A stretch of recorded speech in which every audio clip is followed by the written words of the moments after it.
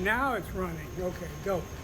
Hello everybody, this is Dale at Laney College, and I want to go over with you guys today the changing of the wire in our wire feeders at the shop. After watching this video, you should know how to inspect and change your spool of wire, making sure that everything is set up right. Now in MIG welding, we have different sizes and types of wires, and as we move from one type of wire, it might require more than just changing the spool. Inside of our wire feeder, we have rollers, and they make different types of rollers for different types of wire. This machine has 4 rollers. A lot of our machines in our shop only have 2 rollers, and of course 4 is better than 2, but more expensive. And so for regular MIG welding, people would typically buy a machine with only 2 rollers. But if we want to get into more sophisticated types of wire welding, a lot of times it's better to have 4 rollers, because it's harder to push different types of wires through the gun. And the longer the gun is, right, the harder it is to push it through. So if we have a really long gun, we might need 4 rollers, stuff like that. All right. So these machines, they have quick disconnect rollers. So with a little twist of this plastic on the outside, I can unlock the roller and I can slip it off. And on the rollers, we have different size increments, and the size that we want to use, the label should be facing outward that we want to use. So the groove that it actually uses is on the inside, but they mark the label on the roller on the opposite side, so it faces outward. This wire here is 035. This roller has 2 size grooves in it. One side is 035, the other is 045. Alright, so I'll put this back on with the 035 facing outward, and we'll push it in, push it down, twist it to lock it on. Alright, we also have a braking mechanism, not a braking mechanism, a tensioning mechanism that has a spring in it, and it pushes the 2 rollers together. The tighter we make it, the more grip it has on the wire. But if we make it too tight, right, we can smash the wire as it's going through the roller, especially if it's a soft wire like aluminum or flux core wire, right, which is hollow on the inside. And so we got to be real careful. We want these rollers to be tight enough so that the wire doesn't slip while we're welding, but if we melt the wire to the end of our tip while we're welding, we want these rollers to be able to slip. If they aren't able to slip, we'll have something happen that we call bird nesting. And bird nesting is when the wire starts coming out from the side of the rollers because it can't go through the gun, and it starts piling up on the inside of the machine here. Now, right here on the bottom are both the negative and the positive terminals from the power supply. So if we get bird nesting going on in here, we can actually get a crossover from the 2 terminals and create a short circuit. All right, then we'll have wire melting on the inside of the machine here. It's pretty nasty. So if you're welding and all of a sudden the wire doesn't want to come out of your machine or the gun, don't just keep on pressing the trigger. All right, We want to do an investigation and find out why the wire isn't coming out anymore. A lot of times it's because the spool is empty, right? And we need to put a new spool wire on, but sometimes it's from bird nesting on the inside of the machine. Now you can see this wire is coming off the top of this spool, and not all machines have the wire coming off the top. As a matter of fact, the majority of the machines in our shop have the wire coming off the bottom of the spool. The gun comes out straight, where this gun here, it comes out of the machine at a downward angle, right? And I like when it comes out at a downward angle better than when it comes out straight, but you know, we don't always have that choice, right? Now, besides the rollers, right, we have guides. There's a guide behind the first roller, and there's a guide in the middle, in between the two rollers. And when we change the size of the wire that we're using, a lot of times we have to change the guides too, along with the roller. We might even have to change the gun that we're using, because the liner in the gun doesn't work for all sizes of wire. So typically, if we have a gun that's made for 035, we might be able to feed a wire one size bigger and maybe one size smaller than what the gun is made for, and get it to work all right. But a lot of times, if we try to make a bigger change than one size, up or down, we start having problems. And so it's going to require us to actually change the liner of our gun, or to have a second gun that we use for this other size wire. Now, MIG welders typically have several guns that they use. And especially if they ever weld on aluminum, typically they'll have a dedicated gun with a special liner in it just for welding aluminum. Alright? So let's undo these tensioners, both in the front and the back. And I'm going to undo the wire here and pretend like I'm loading a wire on for the first time. Now the first thing I'm going to do is get this wire back onto the spool.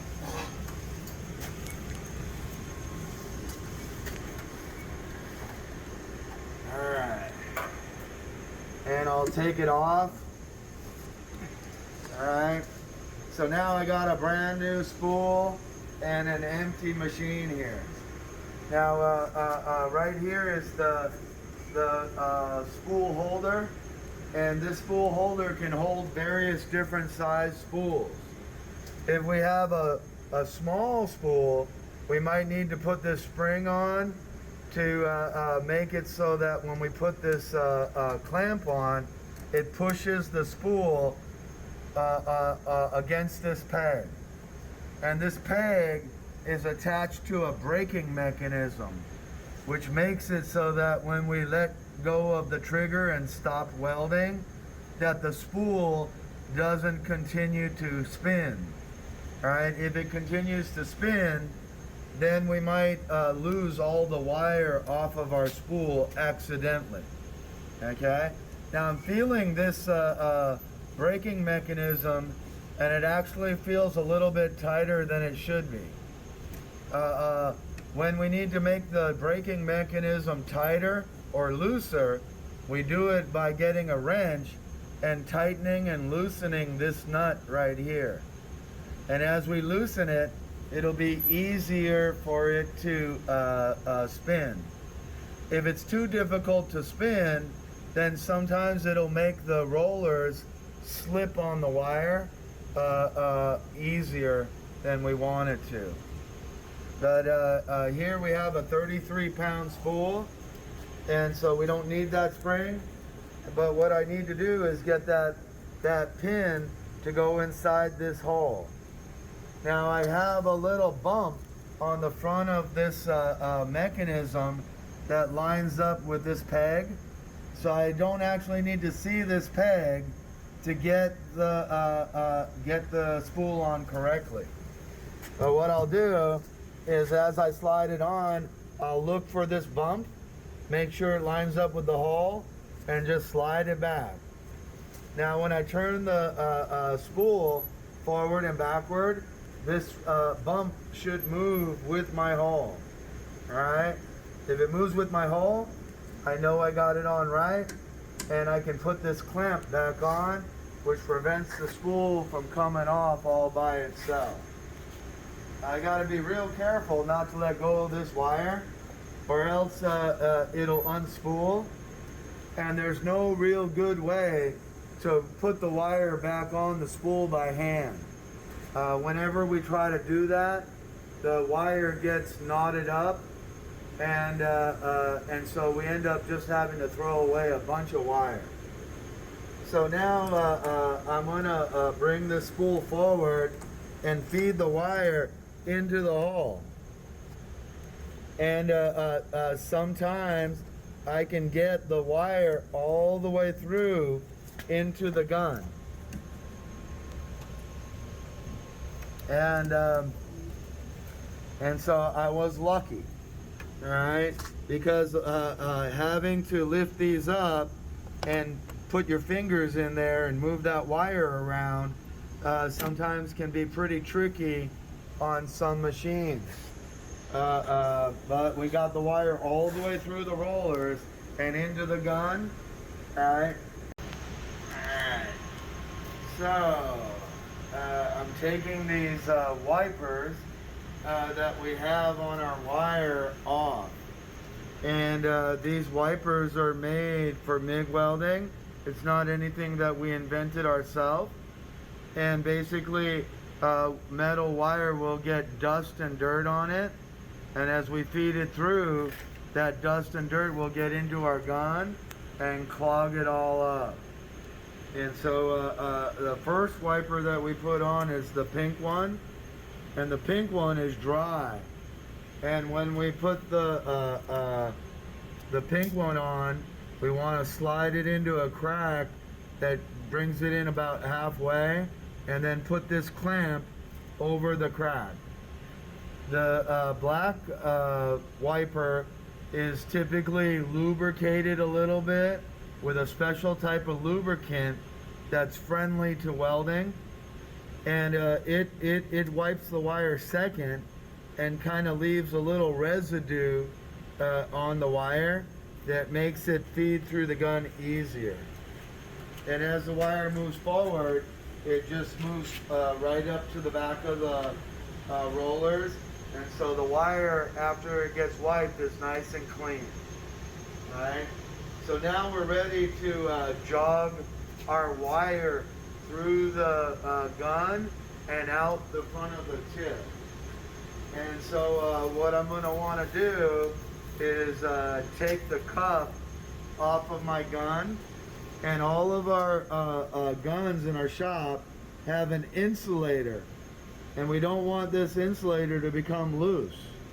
When I pulled the gun off, the insulator was loose and starting to unscrew all by itself, and it'll start to cover up the holes where the gas comes out while we're welding and make the weld come out bad.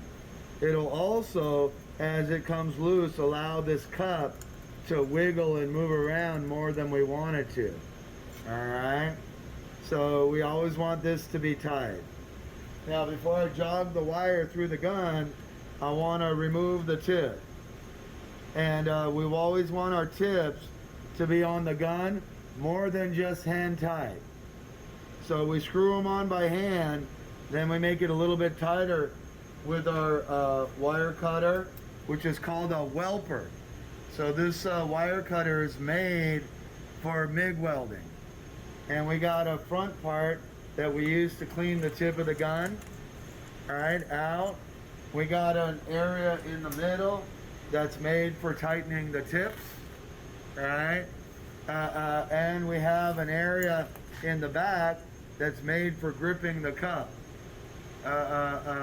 So we got a bunch of different areas there. Besides, we can cut wire, all right, which is what we do the most. And it's spring loaded, all right, so it opens up all by itself. All right, so I got the tip off. Now on most of our machines, we have a button on the front that we can press that will make the wire feed out without turning on the gas or the electricity that we use when we're welding. But this machine doesn't have that button. Okay, so the way that we jog the wire out is by pressing the button on our gun. Now this is a smart machine, and it realizes after the first couple seconds of not welding that we're not wanting to weld, but we're wanting to jog the wire out. And after a first couple seconds, the gas will turn off, the electricity will turn off, and the wire will continue to feed through the gun. The front of the machine will say the words jog, and the wire will have the ability to speed up or slow down and run at a different speed than what we weld at. So I'm gonna start feeding it through, and I'm gonna press the button, and we'll count. 1, 2, and it's already jogging. And we can see that it's jogging at 200 inches a minute, and I can see the spool turning. And I could speed this up if I wanted to go faster. All right, and so I'm jogging at a faster speed now, and the machine has a memory, and so in the future when I go to jog, it'll jog at 245. Now if the wire gets stuck coming through the gun like it just did right now, and the spool stops turning, I want to let go of the trigger. And what I'll do is I'll kind of move the gun around a little bit and try to make it easier for the wire to make it past this area right here. And so what happens is the wire will get hooked up on the inside of the wire feeder, and sometimes wiggling that gun, right, gets it to get past that rough spot. And I can see as the wire comes out a little bit of dirt on it, right? And so now I need to find my tip, right? And I'll feed my tip, the wire through the tip by hand. And as I feed it through by hand, I'll be able to tell, right, if it needs to be changed. And so as I'm pushing it on, right, it didn't want to go through the end. And we can see there's a whole bunch of spatter on the end of that tip. Now, not only will that block the wire from coming through, but when we're welding, the electricity will try to go through the spatter, which never makes for a good weld. Okay. So we'll let a little bit more wire out. I'm gonna try to knock off some of the stuff on the end of the tip, and I can see a piece of metal right around the hole. And so I'm gonna go and get a new tip. Okay. All right, now I'm back from the tool room with a new tip. And one of the things that we want to make sure is that we have the right size tip. And whenever you get a tip, it'll be labeled on the side of the tip what size it is.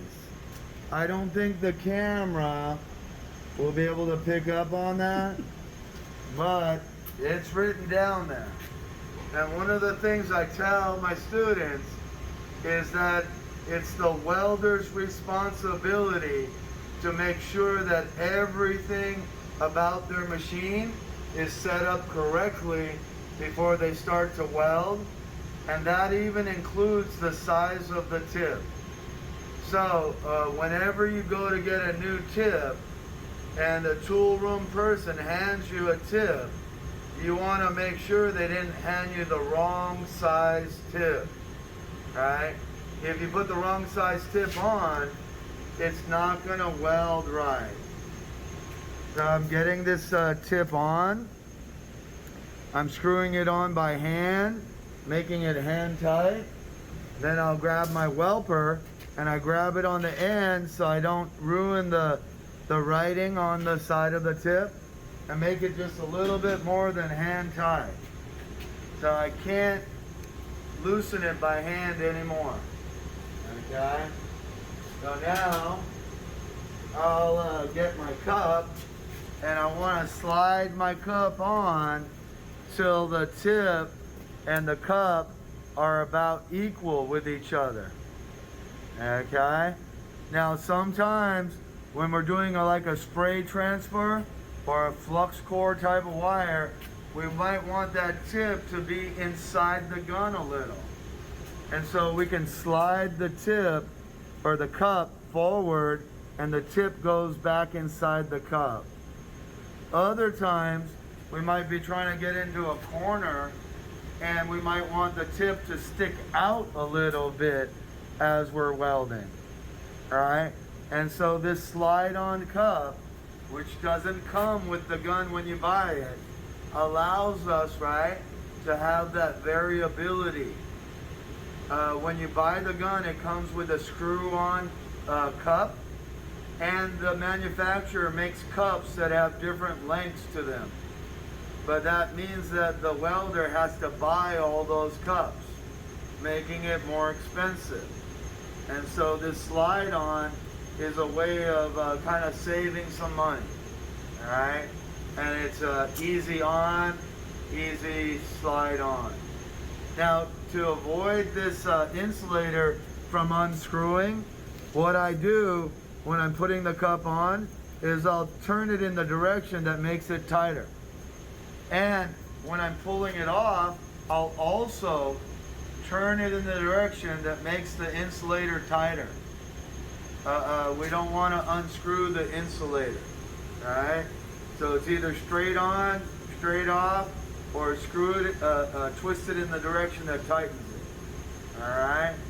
So we want this to be flush most of the time, all right? Now when we're welding, we'll kind of look at the cup and we'll judge about how far away we are. And so it's real important that that tip be in the same spot every time we go to weld. All right, we'll get used to knowing how far we are away. If the tip is at different lengths every time we go to weld, then we're gonna make mistakes like touching the tip to the metal and melting the tip and having to get a new tip all the time. All right, so we want to be close to the metal, but we don't want to touch while we're welding. All right, I think that's good for right there. Okay, let's go. All right, I want to talk to you guys a little bit about the millermatic 350P.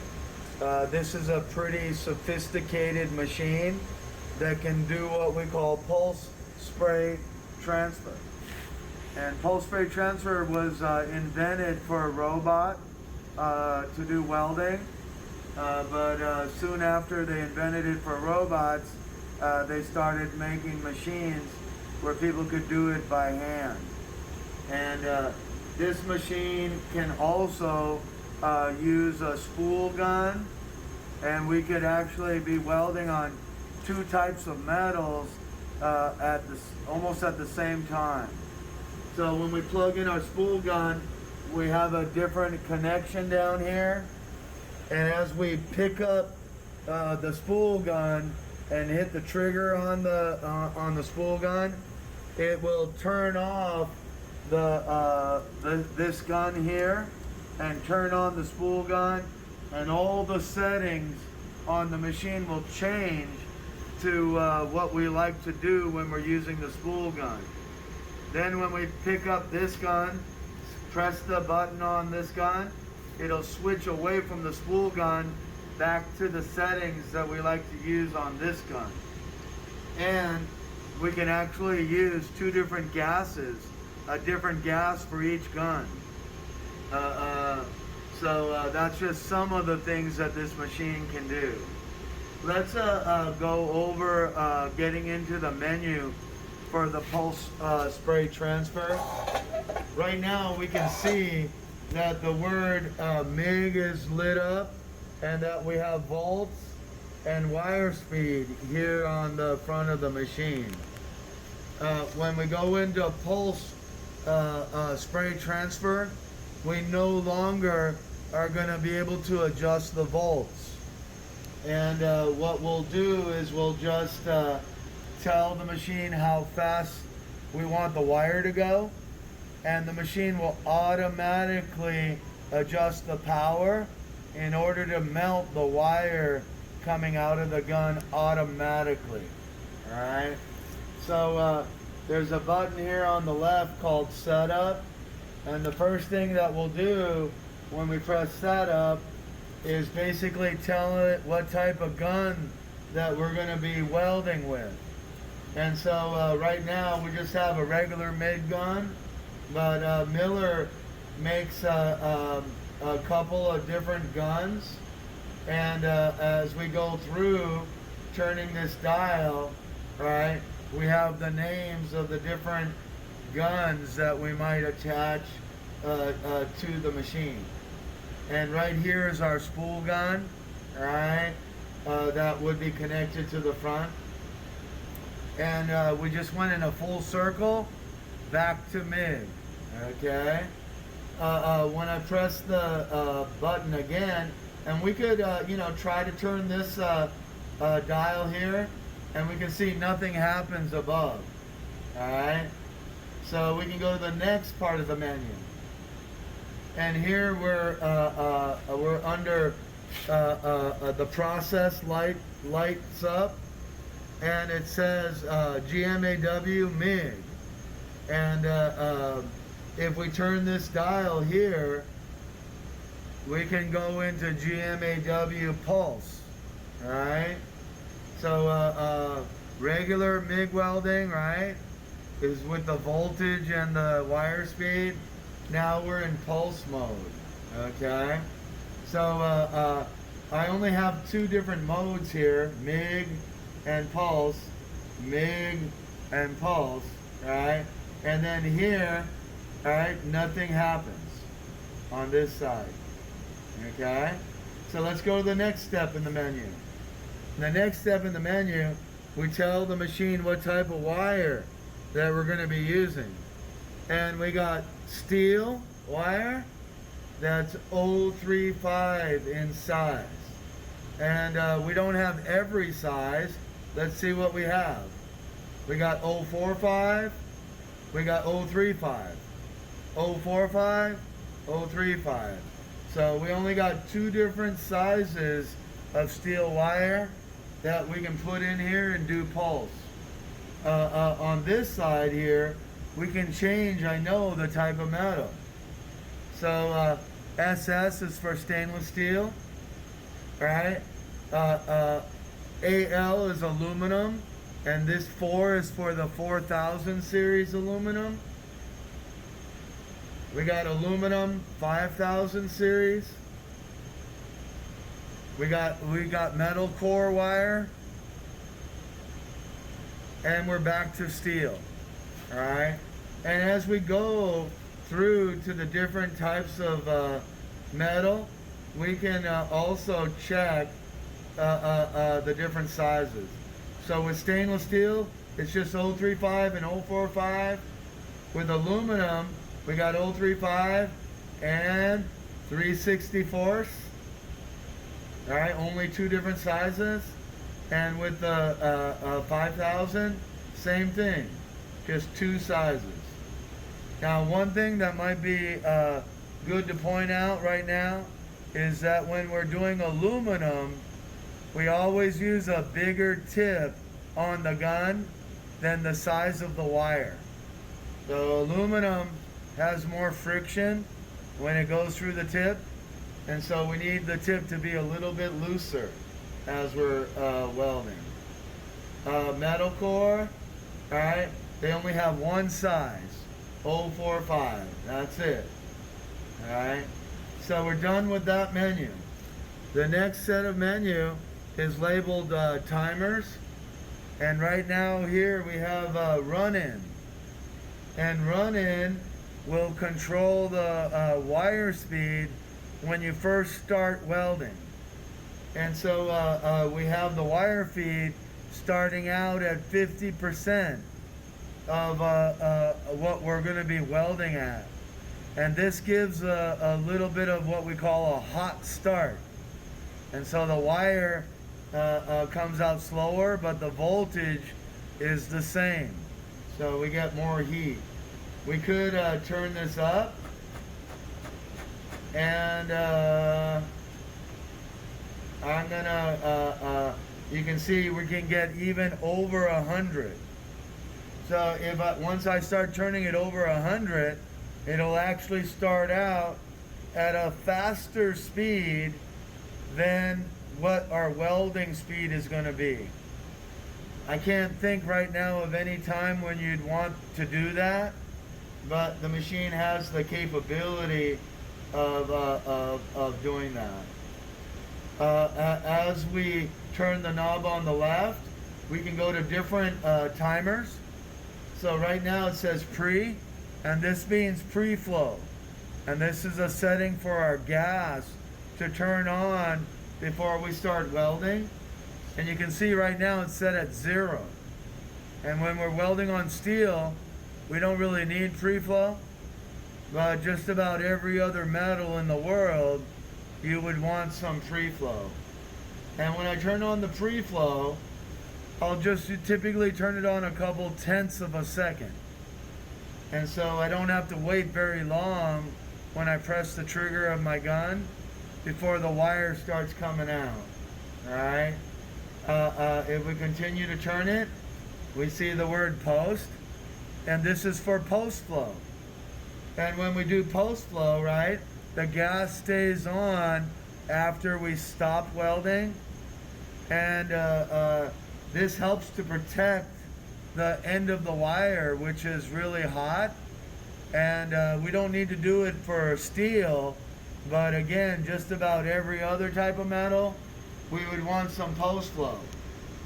If we go through the metal, the next thing in the menu is spot, and this is a timer for doing spot welding. And so the machine will weld for whatever time we set it to, and then it'll automatically stop all by itself. And so we can limit ourselves basically to how long we're welding. And I think that's the end of the menu. Here's a setting for what we're going to see on the display. And so when we look at the display, we're going to see wire feed speed. Okay. And we're back to the beginning of the menu where we had run in. And so now we're pretty much done with the timers. And when we go out now, we can see that it says right here that we're in pulse MIG mode. Right here, it's saying our arc length, right? This knob is going to adjust our arc length. And right now it's at 50. And this machine, this knob will go from 0 all the way up to 100. And 50 is typically where we want to start out, right in the middle. Now, when we're doing spray transfer, the wire will burn back away from the metal. And we can use this knob to tell the machine we want it to burn back more, or we want it to get closer to the metal while it's burning back. And then on the right, we have wire feed speed. And so right now it's turned all the way up to almost 400 inches a minute. All right. And when we're doing spray transfer, we can get higher and lower speeds than when we're normally MIG welding. All right. The one knob that we didn't really talk about is this one here called arc control. And as we change the arc control when we're in spray mode, it will kind of change the shape of the cone. So when the metal comes off the wire, it comes off in a cone. And as we change the arc control, it'll widen or narrow down that cone. And in the center of the cone, I would say almost no metal builds up.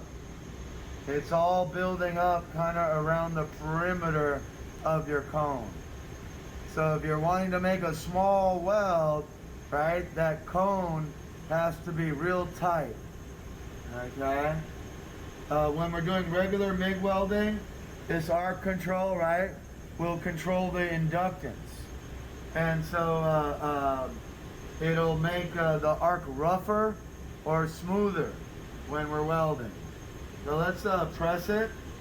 And right here we got the word sharp, and it's set at 25 right now. And again, that's going to control the shape of that cone. Alright? And we can change it, alright? Make it more or less. Basically, we would tune this to our liking. Okay? So we can turn that up and down. Now we can, this is lit up, and we want to, before we start to weld, get out of that menu so we can see our main display. Now if we go back to regular MIG welding, alright, and then I'll go through the back out. Now we're at, we got 20 volts, 231 inches a minute on the wire speed.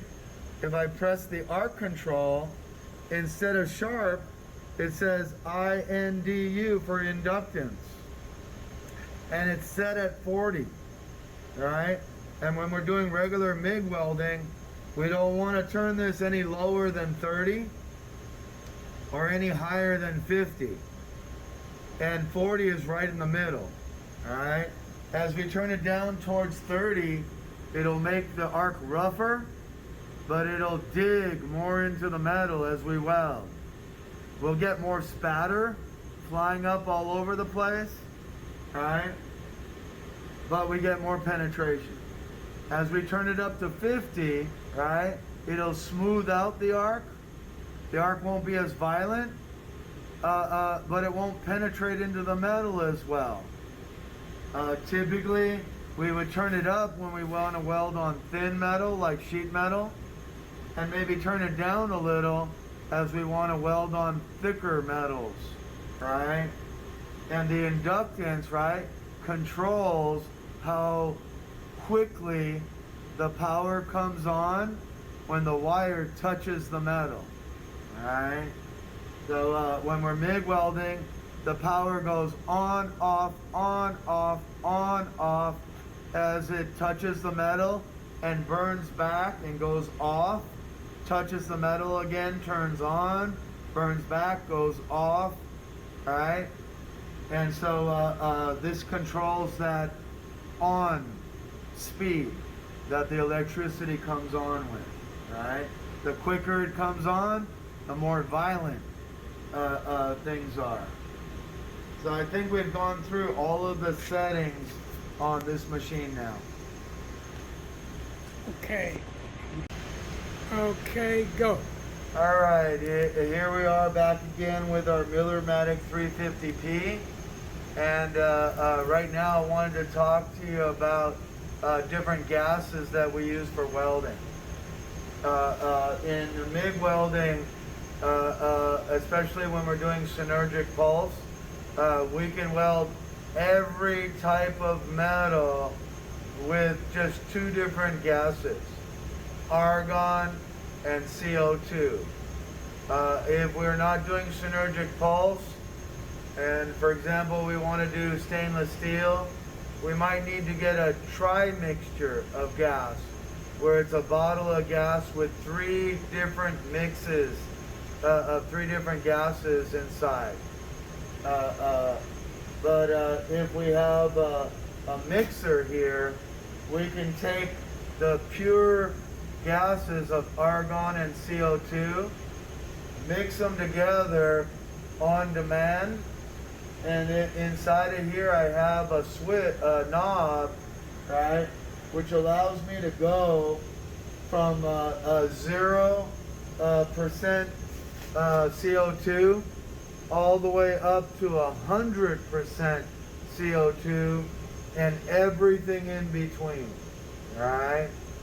And a lot of times when we're just doing regular MIG welding in our shop, we use 100% CO2, okay?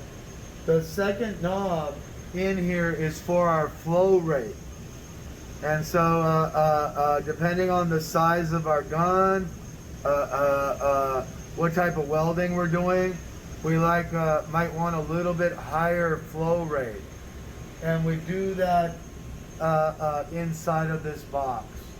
Inside of our booth, we have flow meters that have a little ball that goes up and down, and depending on what gas we're using, the ball will go up a different amount. And so on that meter reader in the booth, there's typically 3 sets of numbers for 3 different types of gases.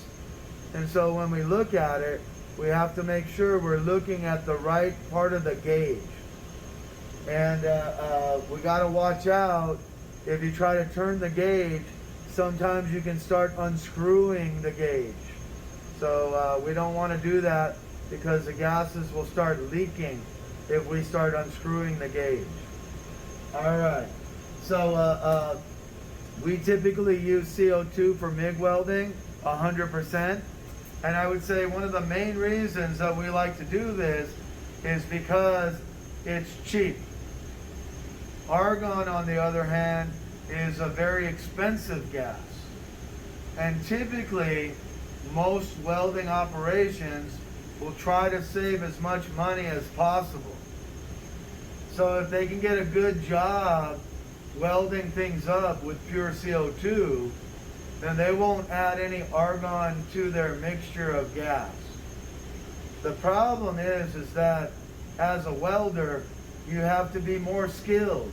You have to be a better welder to weld with pure CO2 than when we start adding argon into the mixture.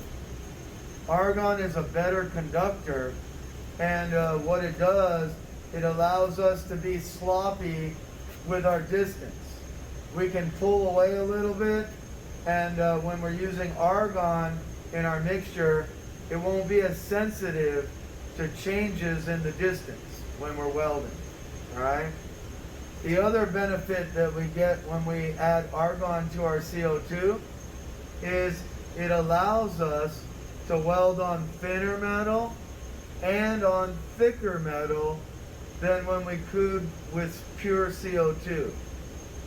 With welding with pure CO2, as we turn the voltage down on our machine, eventually the voltage gets so low that it doesn't want to weld anymore. We need a certain amount of voltage to create that spark. And as we add argon to our mixture, the machine is still able to make a spark at these lower voltages. So we can weld on thinner metal as we start adding argon to our gas. CO2 is not a very good conductor. So as we try to weld on thicker metal and we turn the settings on the machine up, Basically, the CO2 maxes out on the amount of current that it can carry across the arc. And by adding CO2 and argon together, we can carry more current across the arc as we weld. Okay? But typically, people would always have CO2 as part of the mixture of their gas. They would never weld out of choice with pure argon. It just doesn't work very well.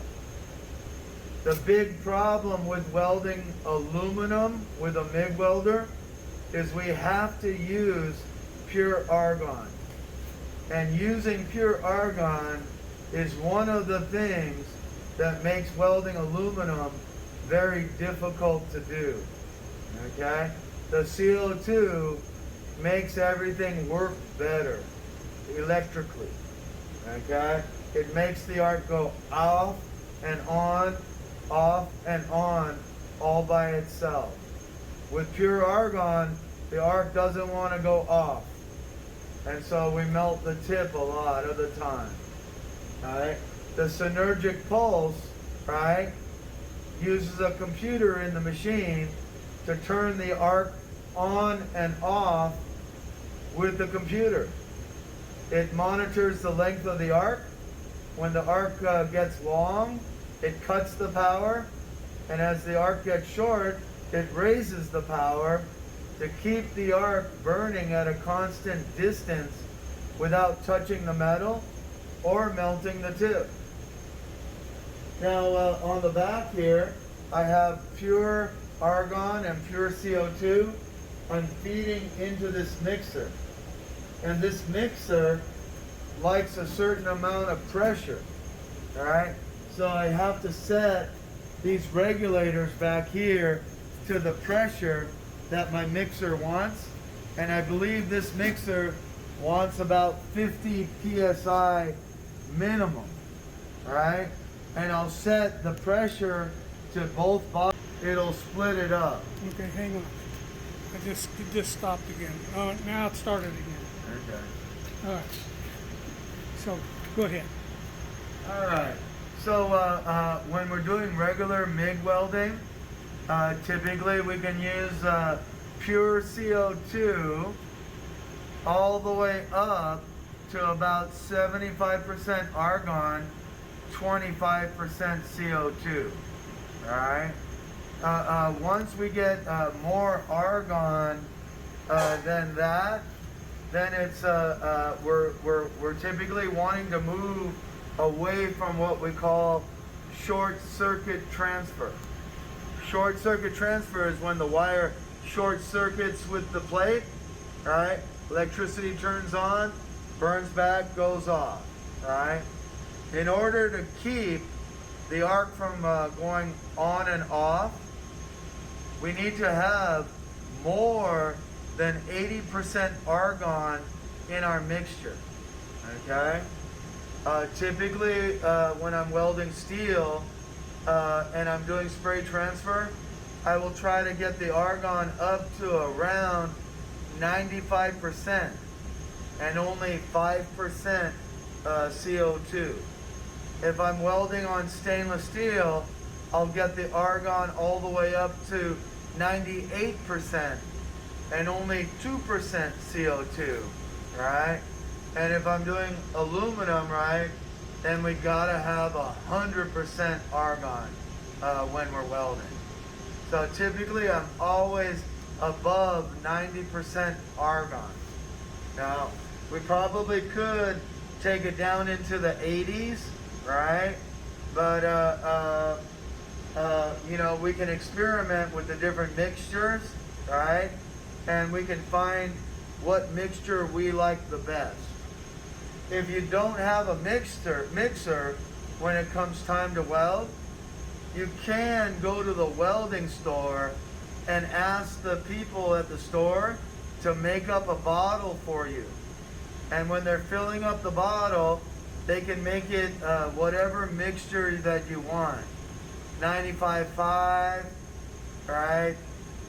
98.2, right? Any mixture you want, you can buy from the store. But they're gonna charge you a premium, and it's not gonna be cheap, right? It's gonna be more than a pure bottle of argon to get a mixture of argon and CO2, even though the CO2 makes the bottle cheaper in a way. They're charging you for that mixing fee.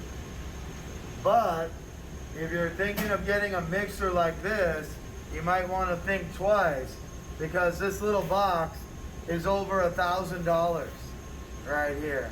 All right, it's not a cheap little piece of equipment. And the reason why it's so expensive is it has to be very, very precise in its mixing.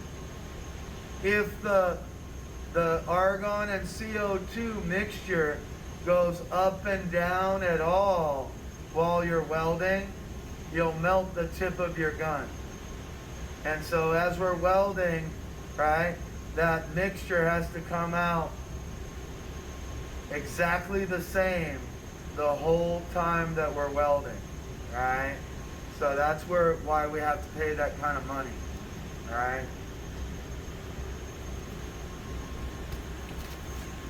So I think that's about it. Okay,